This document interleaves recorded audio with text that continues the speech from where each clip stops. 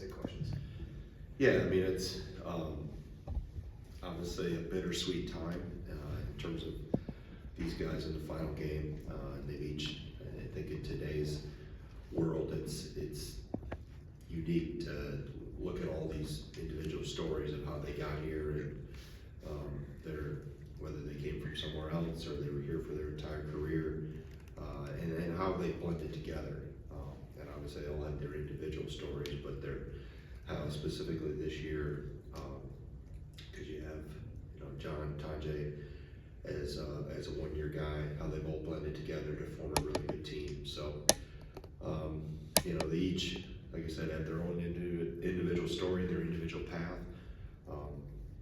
You've heard me talk about them individually, and I'm happy to answer questions about them individually. But I think the biggest thing is you take away from this group is that how they've played for what's on the front of the jersey. I think that's probably jumps out more than anything. And I hear all these other stories from other coaches around the country and how they have to really fight every day, the individualism that seeps into their locker rooms, and I don't have to do that. So I think that's a tribute to these guys, and obviously they're leading the charge, whether they've been here 5 years like Gilmore and Crowell or other guys that have joined along the way. Obviously Marcus Silver's been here 4, but and then even Tajay being here 7, 8 months, whatever it's been. The collective, united goal of playing for each other and playing for the team is, I think, the biggest thing that jumps out about this group. And they obviously all have their own individual talents and how they've helped us in various ways. But like I said, it'll be bittersweet. And obviously excited for them and what's coming over the next few weeks. But also they're walking into the next phase of their lives well prepared for whatever they choose to do. So, Nick starts off. Questions? You went into it a little bit, Greg, but especially for guys like Gilly and Steve, even transfers that have been here for so long, essentially a lot of Wisconsin guys, Steve kind of is at this point as well. Just what has it meant that they've not only grown in their roles, but played such a really integral role in the team's success for that long here too? Yeah, I think that's, they've seen a lot, specifically Gilmore, Crowell, because when they got here, we were in the midst of COVID, right? I remember practicing, this building wasn't open when they showed up in the summer. We had to practice in the field house. You had one way in. You had to follow the blue duct tape around the hallways, the arrows into the court. Everybody had their own chair, everybody had their own basketball. You had to spray the basketball down after you were done. You had to spray your chair down. If you got misrouted, you had to go back and start over on your walk-in. The testing they had to go through all the time. We could only pass to a certain group. They couldn't intermingle. Like I said, it seems like it's 100 years ago, but just watching, that was their introduction, welcome to college. And then obviously coming through this new era of portal and NIL and just there's so much that has changed in the landscape in college athletics, and they've been right in the epicenter of all of it. And for them to continue to stay here and stay true to the mission that we have here, and how good a team we want to be and have been, I think it's just a huge credit to them individually, but also collectively, because there's been a united front with those guys. And it's, I don't want to say they're throwbacks because we'll have other guys that'll stay their career. It will, that's not going to change. I think it's just new, right? The era we're in of the transient nature is just new. So, but like I said, I'm proud of each and every one of them. They've been awesome to coach, awesome to have in our program. Greg, when you look at John Tajay from a defensive standpoint, can you speak to where he's grown and maybe what are his strengths on that end of the floor? Yeah, I think he's just grown in his knowledge of our system. I don't know if it's the first time or he's really had an applicable system to play to, but I think his understanding of it and then the understanding turning into habits, and he's still improving and growing in that way too. I think the biggest thing probably for us is defensive rebounding. I think he's done a pretty good job at times of rebounding from his position. And we put him on different guys put him in chase mode, we put him in, you know, if we need a more physical, bigger guy, ball screens, he's done that. He did that the other night with Otakale. So I think he's continuing to grow and evolve, and that's something until we're done playing, whatever that is, we'll always demand, you know, and encourage him to get better and improve in that area, because it's important for us to, as we go forward, but also for his future too, because he's got a bright future in this game. He's got a chance to play well beyond college, and those habits, those traits, those instincts will help him going forward. Coach Carter just talked about how grateful he was to get the COVID year, come back and play a fifth year. But for you as a coach, Carter, Max, and Steven, they all chose to come back for this final year. Just how has it been coaching those three for a third consecutive season for Max and then fifth consecutive? And how, like, in a way, was it a blessing in disguise, that COVID year where you got to have this continuity, but also just be able to coach those guys who have bought so much into this program? Yeah, I think they came here for the right reasons. You know, Max didn't have the opportunity coming out of high school, but obviously Gilly's story's been well told, and Steve, we recruited for, you know, the better part of 2 years plus out of Minnesota. But you know, I think their willingness to stick through all these changes that I talked about, starting with the welcome to college. I know Max wasn't a part of that, but I think their commitment to this place and their love for Wisconsin, and I think that jumps out. And it's important in terms of, obviously they were a big piece of the retention process because of the ever-changing landscape. You still want to be able to have your core to help bridge the gap and help those other guys expedite their learning process, and embed themselves or ingrain themselves within the culture of the program. And those three guys have definitely helped, along with Kamari. You know, Kamari hasn't been here as long, but and even Marcus Ilver, you know, he hasn't played very much, but damn, he's been as loyal as there is. He's had chances to leave. We talked about it. You know, he contemplated whether he wanted to go, and he decided this was the best place for him because of all those things. You know, he's getting his degree from here. You know, just how important the program was to him and how important he is to us and to me. Like I said, you have a special affection for those guys that maybe don't get the opportunity to play and don't get the headlines, but yet are really dedicated and committed to us. And like I said, I'll forever be very grateful for Marcus and the commitment and dedication he made to this program. Going back to John Tanji, he obviously had a really quick ascent, in his first couple games here. I guess when a guy doesn't necessarily seek out or want the attention that comes with that, I guess how does that affect the DNA of the rest of the team when your star is like kind of maybe deflecting that a little bit?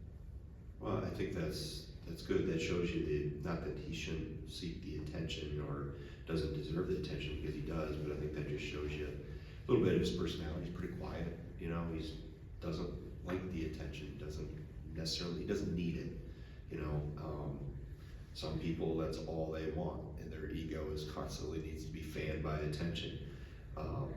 But for him, the unselfishness shows through. You know, I think how he was raised by his mom and his dad, just how mature he is. You know, he was actually up in the office last night, late yesterday afternoon, and just wandered through, just nosing around. And I gave him a little handout that I just come across, a summary of a guy that did a study or was mentored by George Raveling. So it was 21 lessons, something from my time with George, but he didn't know who George Raveling is. So I had to explain, you know, George's background and, you know, where he played at Villanova and, you know, coached at a variety of spots, including Iowa, obviously USC, Washington State. So I said, hey, here's your research project for the night. Here's the 21 lessons. Go Google George Raveling. He's just inquisitive in that way. He's older, but he's wise beyond his years, even as for the age he is. You know, I just said he's been a treat to coach because he's come in with such talent, but yet so humble. And I think that's rare. is rarer, becoming rarer, in terms of how humble he is and how down to earth he is. You know, I joke that him and I are the two that walk around the building with a cup of coffee, just because of he's acquired a taste for it, where the rest of the young guys still don't like that taste yet. But like I said, he's just really humble, really unselfish. Coach, last year in the Big Ten tournament, you guys had, you know, the run where you guys were playing day after day after day. This year, it's unclear where you guys might end up in the tournament. I know you guys don't want to look too far ahead, but is there a benefit maybe to playing in a style like that where you're playing back to back? Or overall, do you kind of prefer the extra added day of rest that comes with a double bye? Yeah, I prefer the extra rest to double bye. That's, you play it day after day after day after day because you have to, or because you keep winning. You know, I want to play Friday, Saturday, Sunday. That's the goal. To play Friday, and we have to take care of, you know, play well tomorrow, and then, you know, I know there's a couple other things that have to, or could happen. They told me all these possibilities, and I got let's focus on Penn State right now. But no, I think anytime you can get a bye in a tournament, right? You try to advance, and the more rest you can get this time of year, the better. It doesn't always work out that way, and you have to make the best of it when it doesn't flip in your favor. But hopefully we're playing Friday, but we got work to do. Kind of building off of that, you know, I mean, there's a lot of games before the actual tournament starts in March Madness. And, you know, we've seen in years past, you know, you guys will heat up in the Big Ten tournament and then kind of fall flat in the NCAA tournament. What do you want to see out of your team for the rest of, you know, for the rest of the stretch leading up, you know, to the real postseason? Like, what are you trying to use this time for? Get better, just like I used November and December. It's constantly getting better. They just know that you're coming to where the stakes are really high, right? And that's the model. You know, right now it's what happens tomorrow. We'll prepare for that today, and then use those days leading up to wherever we end up, what day we fall in terms of the Big Ten tournament. And from there on, but they understand. Let's get better. We get clicking on all cylinders. And really, you know, we've had to win some games in different ways. You know, we grind the one out the other night. There's, you know, the Washington game, we get cooking offensively. So I think the fact that we've had different experiences, you know, we entered a battle with Michigan State, did shoot it well, but still had chances to make some plays down the stretch. So I think we've learned from everything, and knowing in the postseason, who knows what type of game you're going to be in. You know you're going to be in games against really good teams when you get to the NCAA tournament, but the biggest thing is just focus on the day at hand. You know, that's you start looking too far down the road or worrying about this or that, and you fall flat on your face today. So let's just worry about getting better today, and we do that, that'll put us in good position to play well tomorrow, and we'll worry about what comes next week. It feels like overall, when you look at this team, you guys have a lot of players who really know their role, but fit it and excel at it to a T.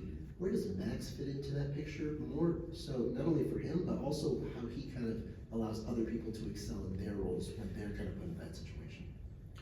Yeah, I think that's a good point with Max, because he's not leading us in scoring, but he leads us in terms of some of the emotional stuff and leadership things, locker room huddles, those things. And I think how this group has fit together is as important. You know, maybe the sum of the whole is greater than the parts in terms of how they've all, you know, look at, nobody talked about it. I saw something the other day, or Patrick maybe read off something at our overtime club lunch, and John was rated the 276th transfer in the country. 296 out of 300 transfers. He was rated 296th. So, but how he fit here was, you know, maybe 1 out of 300. So just all that, and Max is the question was about Max, but Max fits the role needed on this team. He has been able to fit in. I think that's what's made this team so good and so exciting, is that everybody knows their role, Everybody understands their role, and most importantly, everybody embraces their role. There's nobody fighting their role. Or, you know, they all want to play more, but they understand how the whole is benefited by each of their contributions. Questions about Jack Janicki. Curious, what do you see in a younger player that gives you the confidence to put them out in important moments, or do you just kind of like hope that they could just, you know? No, hope's not a strategy. Hope's never a strategy. You see it through, you know, what we saw in recruiting him. You know, I think we just, and that was not only on the court, but it was off the court. His burning desire to be here. You know, his older sister went to school here. He always envisioned himself as a Wisconsin Badger, watching some of our guys of the past. He kind of could see himself in those guys, and then just what you see in practice, how he works, the extra time he puts in the gym. He's in there before and after practice, getting shots up, working on ball handling. You watch how he's improved from the time he's gotten here, and he's not near the ceiling yet. He did get his tooth fixed, so that's all good. He showed me yesterday, big pearly white smile, like you couldn't even tell.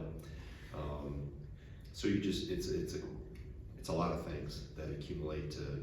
He earned the spot. I didn't take a chance on putting him on the floor, right? He's earned that opportunity, and he's obviously done really well with it.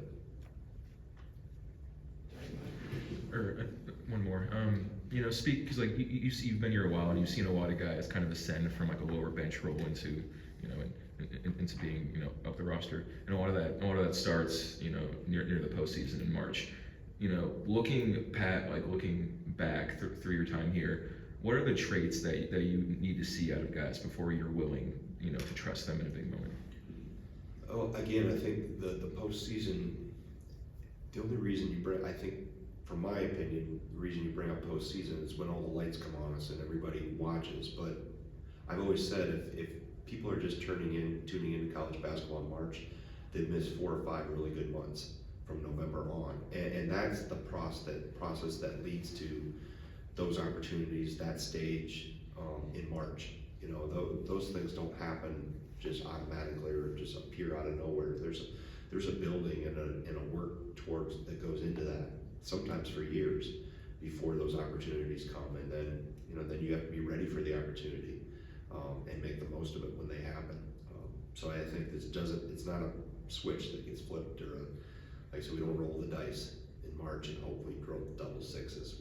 There's a plan in what you've seen from October, September, October. It's a constant march forward, so to speak.